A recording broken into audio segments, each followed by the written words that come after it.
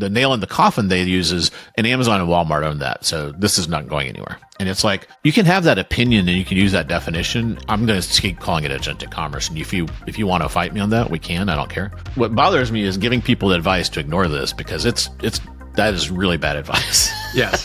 So I do not take that advice. If you're in retail media network, you should definitely be concerned about this.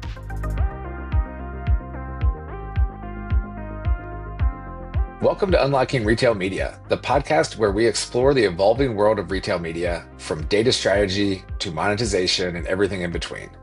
This is the podcast that breaks down how retailers can build smarter, data-driven media networks by aligning with what brands truly need, from scalable ad solutions and meaningful metrics to cross-channel attribution and programmatic strategy. Welcome to Unlocking Retail Media.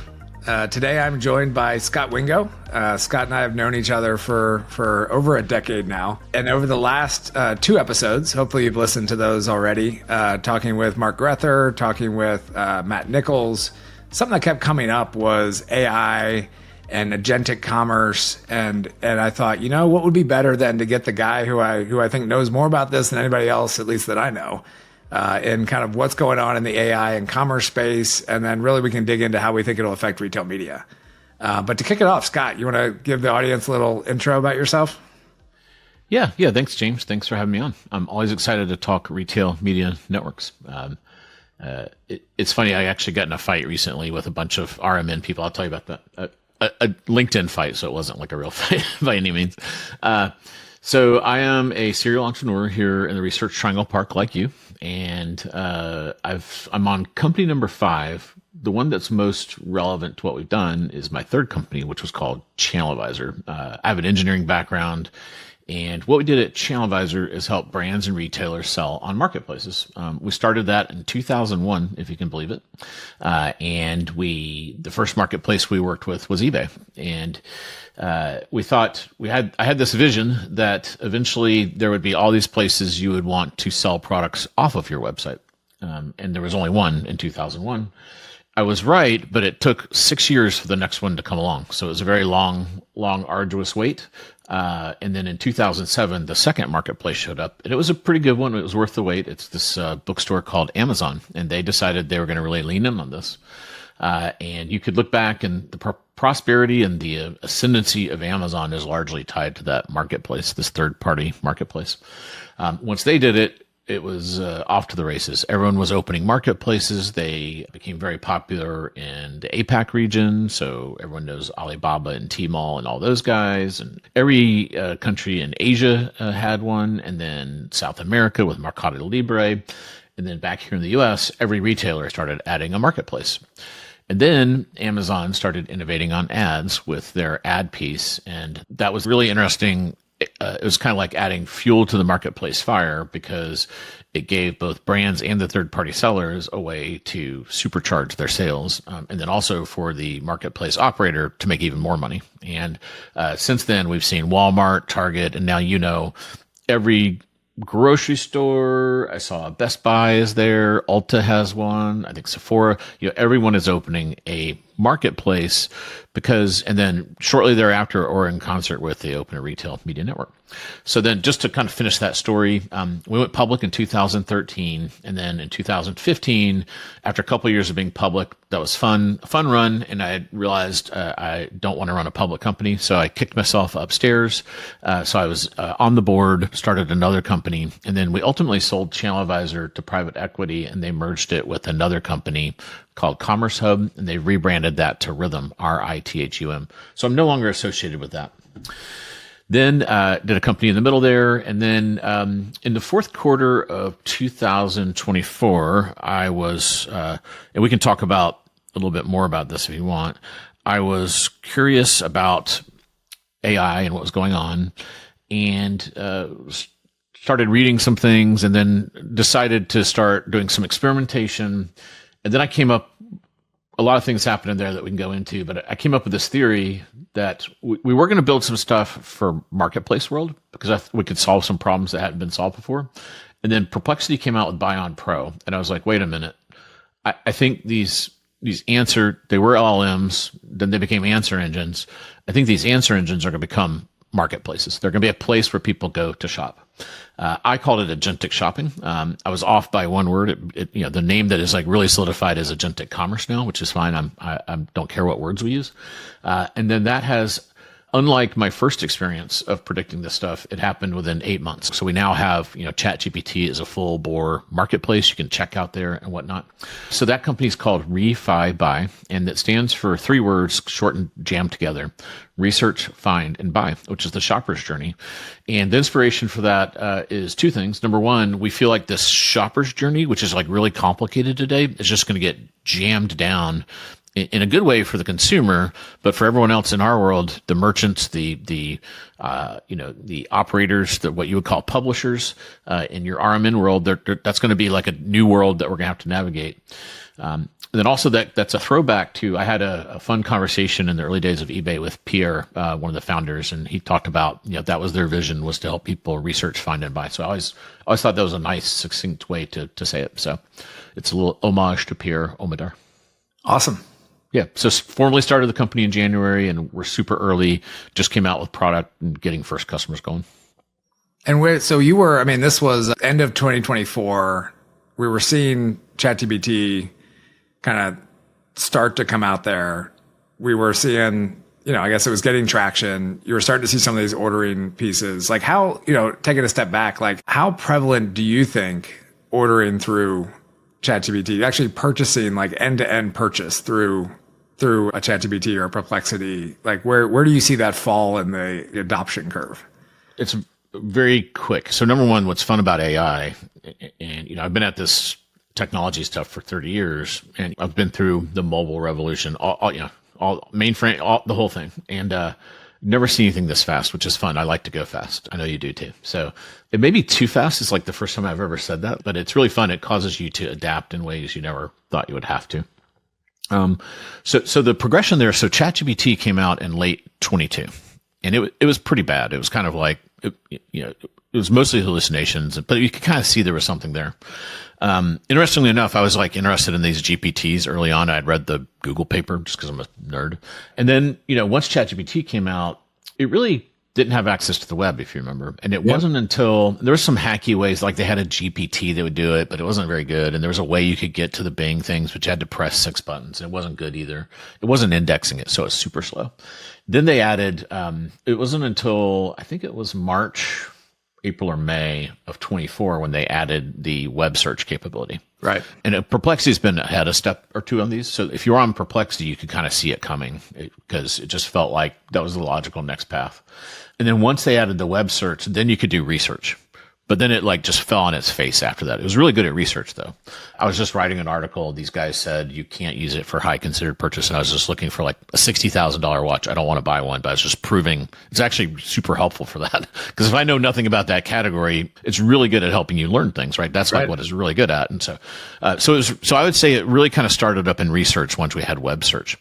Then somewhere around right when Perplexity came out with Buy on Probe, they started moving to what I would call the find segment, where they would pop up these product cards. And this is the experience you see today. If right now they're very aggressively showing you product cards, but if you knew what to do and you were working at this pretty hard, you could get it to show you some products. And I thought it was kind of like what we would call a comparison shopping engine back in the day. And then it stopped and you would just jump off to the retailer and maybe it would have some pricing information. It was pretty bad. It was like really janky, but you could see someone there was working on it. And then it wasn't until ChatGPT 5 came out, the product cards took a huge elevation up and they got smarter and better. And there's this important thing in my world called canonicalization. We can talk about it if you're interested in it. You could tell someone there is working on the canonicalization, which is a hard problem I'm extremely familiar with. I've got a lot of scar tissue from this one. So I could tell, you and I also talked to a lot of startups. You can kind of tell what's going on the surface a little bit if you read the tea leaves. So I was like, someone there is really caring about this, and there's people working on this. So then in July, the Financial Times leaked they're working on a checkout. Then I was like, aha. And then that just came out, on the 9/30 is when that came out. So, literally less than 30 days from when we're recording this. So that completes the buy part of the thing. And then over that time, even since ChatGPT 5 in July, the find portion's been refining. little small things, but we spend enough. Now we have agents watching this, and we can kind of go back in time, and we can now see this neat progression doing this and see what's going on. So that's a long answer, but that's the progression of how it went from. And if we go back to when so basically July of last year, it was okay at research. And then now they've closed this. Research has gotten really tight and good, and find is getting good, and buy is still, it's only Etsy right now. But the rate that they're progressing this, by next July, I can't even fathom what I think having it go buy for you is where they'll do a lot of things next for certain types of products. Yeah. Yeah. And I think that's a good point. Like a lot of the conversations I've had have been, who's going to be most affected by this, right? Because I think about it in the sense of like powering retail media networks, right? The advertising, the dollars all come from people shopping on that retailer site, right? And I think we just saw Walmart just announced they were going to be in this kind of buy direct from ChatGPT. If you're checking a box and checking out on ChatGPT, then you're not seeing any ads on Walmart, right? Nope. Now, OpenAI can definitely go build an ad platform, which we all think they will. But that's very much more a Google ad platform than it is something for each retailer. But I also think it's going to be very uneven in how these purchases happen. Like your $60,000 watch, I would definitely use ChatGPT to go research a $60,000 watch. Understand what are the different brands? Like, what is this good for? Like how should I think about shopping this? I can't imagine a lot of people are going to buy a $60,000 watch through a buy button on ChatGPT. Maybe they would, right? Like, I know people that would, but it is extremely rare. Yeah. Yeah. The same, at a conference, somebody talked about this with cars where they were like, you're going to buy your next car through ChatGPT. And I was like, I highly doubt that, right? Like I am very most likely going to go research at different types of cars and go test drive them, and to make a $60,000, $70,000 purchase, like it's not going to be an impulse buy on ChatGPT.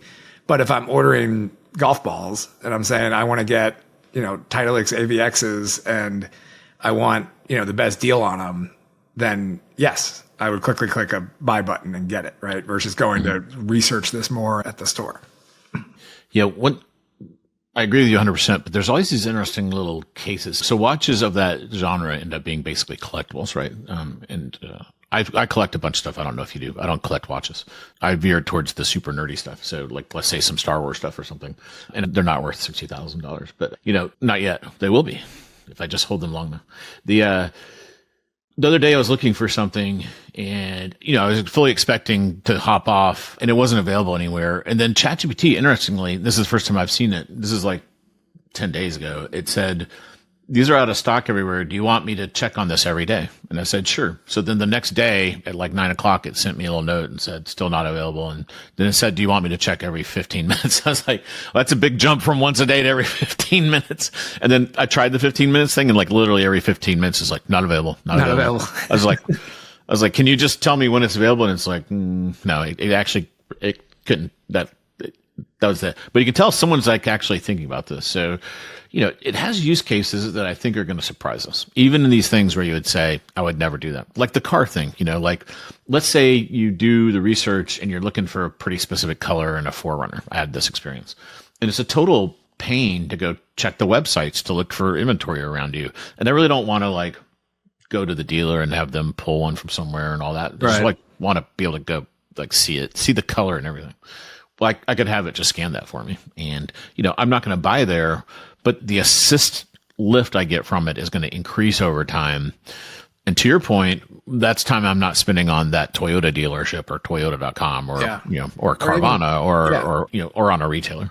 Yeah. Or if you're looking, there's big markets in the used car marketplaces, right? Like if you're saying, I want a used Honda Accord with 50,000 miles that's white or black and is in the Raleigh area, and it could just find that and point you right to it. You're not browsing that site. You're not trying to get tempted at the new Honda Accord versus the used one.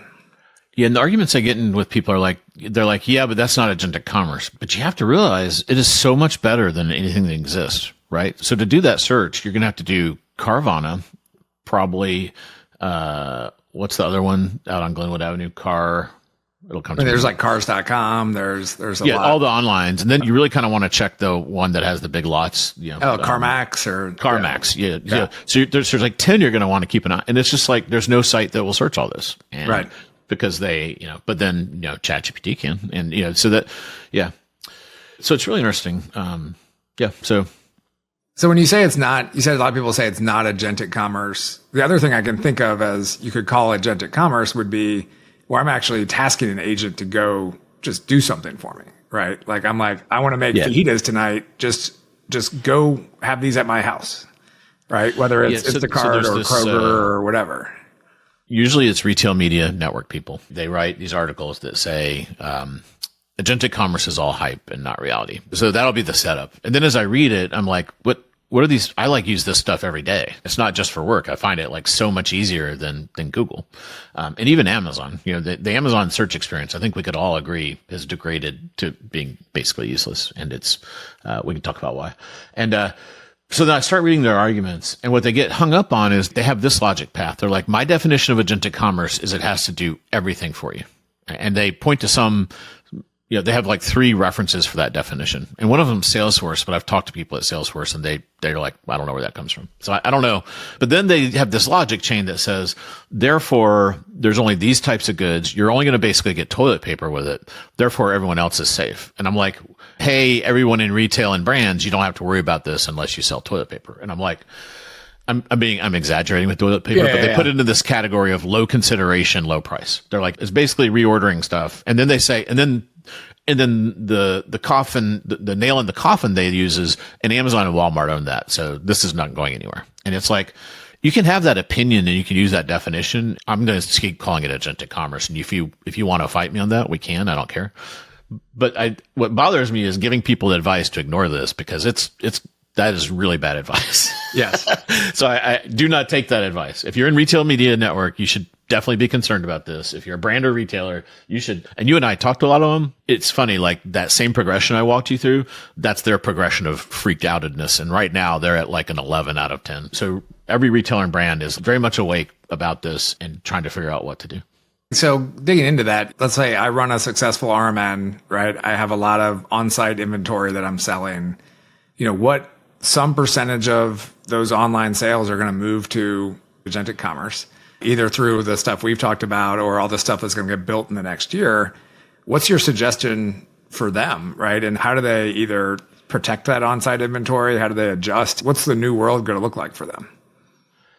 Yeah, I would say it's a call to action. And what you have to do is kind of honestly look and say, why are people going to use this? And I can show you it's a better experience. And that means you have to match that experience. So, what does that mean? Walmart and Amazon are trying to answer it with Rufus and Sparky. And I think that's interesting. I would definitely be looking at that. And then how do you integrate RMN in that? Rufus has ads in it. I don't know about Sparky yet. So I think they're going to have to take a step back and say, I would almost like, you're not going to like to hear this, I'd like put RMN to a side for a second and then figure out how do we elevate the customer experience? Like, how do we help people research, find, and buy stuff faster than the current, I've been at this in e-commerce since like 98. And the big innovation is filtered navigation. And it is just so hopelessly broken that it's totally useless. And we've optimized for keywords so much, the search box is broken. So that has to change. And that's what Rufus and Sparky are doing.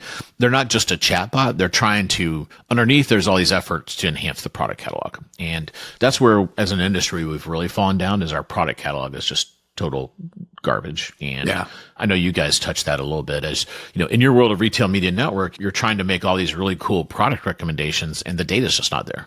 Maybe a user's a 34 waist and looking for a bell bottom jean or something. I don't know. You just can't really pull that out of the data these days, which seems like it should be easy, but it's not. Yeah, you see this on Amazon all the time. When you're looking at products on Amazon and the only specifications are in the literal title of the product, and there's zero on the rest of the detail, and that's, the most successful marketplace in the world, and you still have that problem. And then if you use the filter nav, because no one has anything, you just exclude all products, and you end up with like 2 weird things that are not even what, in the category you're looking for. So I would say we as a retail industry need to elevate our game there. And, I don't know exactly how to solve that, but I think we need to rethink the ad networks and make them more additive than subtractive. So one of my problems with Amazon is their ad revenue is at a run rate of 60 billion. It started to really negatively impact the user experience to the point where there's so many sponsored products. it almost is like, you remember that old meme where you were trying to hit the cancel button and it would move? It's kind of like, I'm looking for a product and they buried it in ads. I feel like it has really hurt the discovery process. So, I think they're an extreme example. As I look at other RMN implementations, I think they're much more like back when Amazon was smaller and more helpful. It is helpful to surface an occasional thing.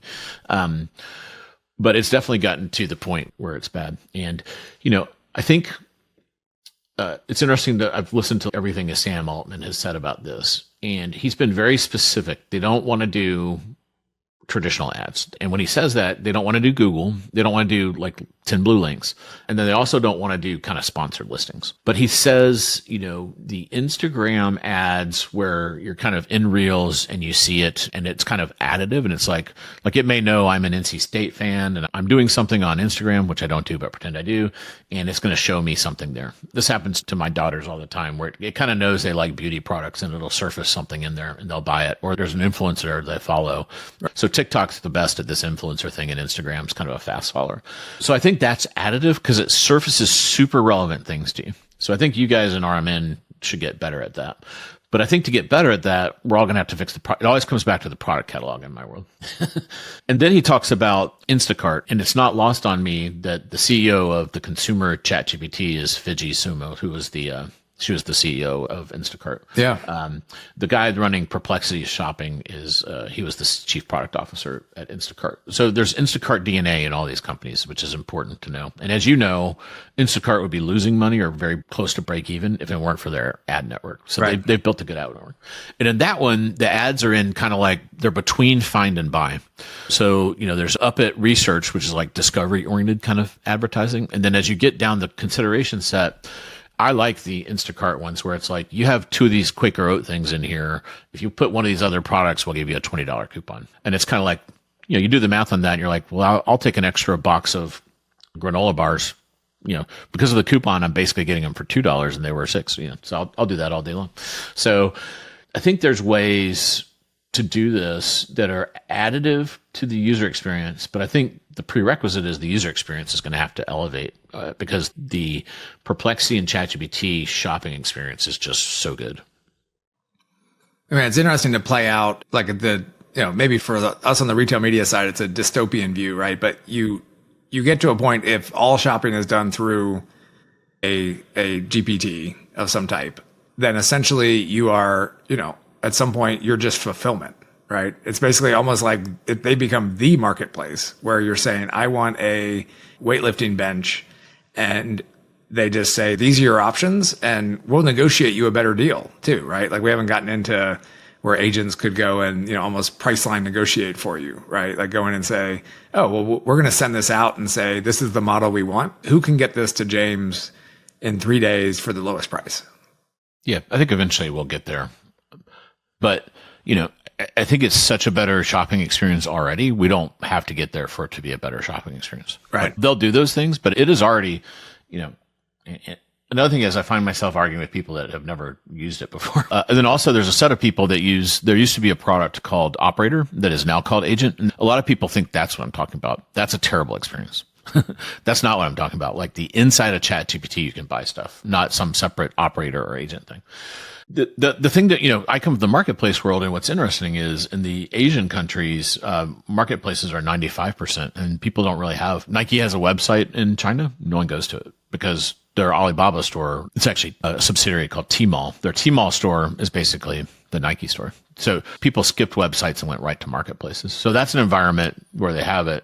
And then what they do is they open up the networks for people to do more in there. Now, that limits the number of publishers, but at least the advertisers can kind of get in there. But here in the US, the other thing to remember is e-commerce is only like 16% of overall retail. Right. And then I would say, and half of e-commerce is marketplaces, largely driven by Amazon, just because they're so huge. But even Walmart's a considerable size, eBay's big, so on and so forth. So we're already at 8% of retail is not marketplace today. Now, I think we'll lose. I do think. So my purpose in pointing that out is these things have a faster terminal rate than you would think they were. Right. I say that, but then there's always this asterisk that I've never seen anything grow this fast. And if you see the one chart where they've grown exponentially fast compared to any other. They're the fastest thing to 1 billion users and by like 4 years ahead of everybody else. I don't know if that's going to continue or not. Yeah. There is a dystopian future scenario in there. Yeah, but I do think the point about e-commerce is very valid, right? Because we both lived through the first .com boom where it was everything's going to be online, right? Walmarts are going to be ghost towns because everybody's just getting stuff shipped to their house, which is definitely not the world we've seen, right? I was at the mall this weekend and the mall was packed, right? Mm-hmm. And so I think there's still very much a physical shopping component. And I think we see this actually in retail media now where lots of retailers are, I think the way they hedge this a little bit is say, how do we focus more in store? You go into Kroger, the vast majority of Kroger's bought in store. How much in store do they have versus a focus on digital, right? And I think that we'll see more and more of that because that will be protected to some extent from the changes coming here. Yeah. I do think also another thing to think about is the other unique thing about the ChatGPT instant checkout. It's the first time that the third-party seller, let's say Walmart, is actually the merchant of record. So they're acquiring that customer and they can remarket to them.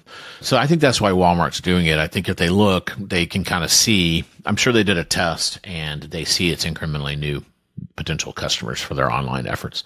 So that it's just a customer acquisition channel for them. And I think they're seeing it as we'll get, they'll come and visit us. Maybe they'll have their first Walmart experience. It's also a way they've always been second fiddle to Amazon. So it's a way for them to outmaneuver for Amazon a bit. So Amazon is blocking all bots still. They're kind of taking we're an island and we're not going to let anyone in onto our island. We're a fortress kind of model. So it's going to be interesting to see because the other positive thing for RMN is like, can you guys play an important role as they look at turning these customers into lifetime value customers, selling them more and turning them into repeat customers? And, Walmart's going to want to get them onto Walmart Plus and so on and so forth. And that's going to be true for all the other, retailers and publishers. You will actually, I think you'll get new customers from this that you can remarket to that actually could drive website growth. I think one of the things to do is get them on the loyalty program. That's going to be, every retailer I talk to, that's a huge strategy for them because they see, we spend a lot of time in the beauty category and the big retailers, Sephora and Ulta have these just like amazing loyalty programs. You get all these good freebies and, people that love free little samples and an exclusive palette or a drop. So there's a lot of tools in the retailer toolbox to build loyalty and get people kind of coming back to the store / website. So I think it's probably overdone to kind of think that way, but it is, I would worry, it doesn't have to go to zero for it to have an impact. We kind of learned that with Amazon. They would focus in on a retailer like a JCPenney or something like that. And all they had to do is erode 10 to 15%. And that can be cataclysmic for a lot of people. And what do you think about, something else I hear talked about a lot now is the, marketing to the AI, right? To the agent. Right? Like when, it's doing live research a lot of times, right? This is not something that's cached and indexed. Sometimes it's indexed, but sometimes it's live research. Is there a world where we're spending, brands are spending money to try to market to the agent doing the research for the user? I think so. There's a couple interesting papers. So first of all, let's just kind of like anchor on what they have. So they have training data, right? And that's usually up to 18 months old. So that's where it's just like it's ingested the whole internet and trained on it. This is actually important because for a brand or retailer, it actually will learn base level stuff. It's not going to pull in your product catalog that way. It almost purposely, it'll train on it, but it's not going to care about the price or anything like that. So that's one set of data, but that's kind of like in its brain. It's not in a database. It doesn't have pure retrieval of it.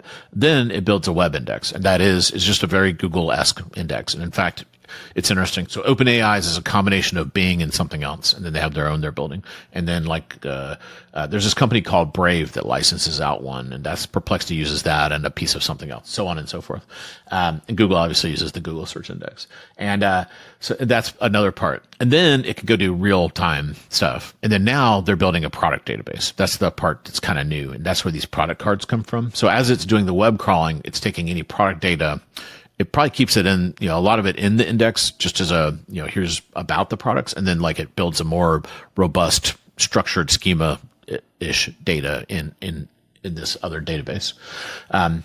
That's kind of what it's pulling from and forming its knowledge. And then the research phase, it's mostly going through training. That's kind of how it knows. Like I was doing this Swiss watch experiment, and it kind of knew to ask what kind of band I wanted. And that's kind of like the training data is where that comes from. And then as it came from and it knew a list of brands, that was more of the web indexing. And then it got into the product database. Those are the ways you can influence is kind of those three buckets. And what we do is we really focus on that product data because that's going to really hit this. It's harder to change the research. Data has shown it's pulling a lot of that out of review content, and it gets a lot of it out of, it gets general content. Like if it's going to try to learn about Kevel and James Avery, it would look in Wikipedia. And if you have a page, it's going to really kind of almost splat back that. But if you, where you can really influence is it on Reddit.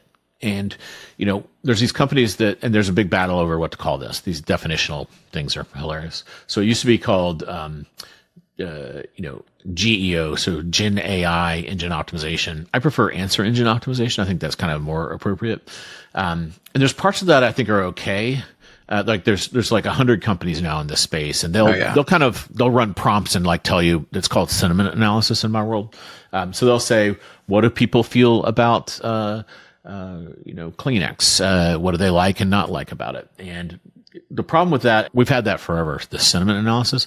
The problem is when I talk to customers, it's super not actionable. But that's where a lot of the research content's coming from. Now, some of the companies, they then say, we're going to help you build content to fool the engine. And I think that is super dangerous. Do not do that. There were like two companies in e-commerce, and they realized Google just gave this huge page rank boost to anyone whose domain matched the keyword.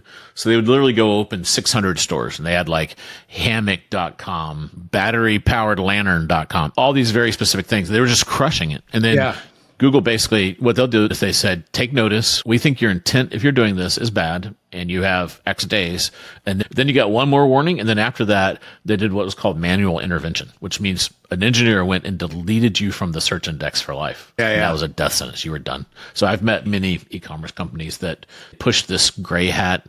There's this white, gray, black hat metaphor they use. I think it comes from the cybersecurity world, but they use it in SEO. All that content generation, I just think is a huge mistake. So they actually have a case study where they went to one of these financial cards and they had them create a listicle. So a top 5 list or something like that, kind of a BuzzFeed style thing.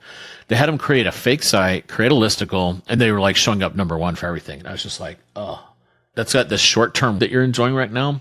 But in fact, Sam Altman is basically, he said on a recent A16Z podcast, they know that's going on and they're working on it. So I think those days are numbered. I would not do that. So there's a whole cottage industry around that. Yeah, but the way you kind of described it is interesting, right? Because I think it's kind of, if you take like Nike, right, the kind of training data, the historic training data, the engine, the answer engine understands that Nike, makes fashion sneakers, and they're very well regarded, and that, it's that knows they have golf line. Just like we have a brand, like we have an idea of a brand, right? Like we have a sentiment about Nike. We both think something about Nike after 20 it's like years you and I. of seeing it. Yeah, right? I'm not a Nike expert, but I could kind of tell you generally what they do and how they're regarded. Just do it. Like we all know that. And then it's kind of like the next phase, the next level is like, okay, where can you buy Nikes, right? You can buy it from Nike.com, you can buy it from Dick's, you can get it from Walmart, you can get it from Amazon, wherever, all the places you can get them. Yep. And then the product feed really feels like where there is the opportunity of, okay, you're Dick's and you want more people ordering Nikes from you as opposed to from Walmart or Amazon or Nike.com. That's actually your last point of influence is how up to date is your product catalog? How correct is your data? How aggressive are you on the price that you're sharing with the GPT versus what you're listing on your website, right? Like all of those things are then dynamic at that point. Yeah, and since I've been on this journey for a year, in the early days, we would talk to folks, and it was usually the SEO people at a retailer, and they'd say, there's this one Reddit review from like 2010 that I think is hurting our sentiment. What do I do? I'm like, you can't delete it off Reddit. You can't do that. You can't flood the zone on Reddit with positive reviews. The moderators will just kick you off.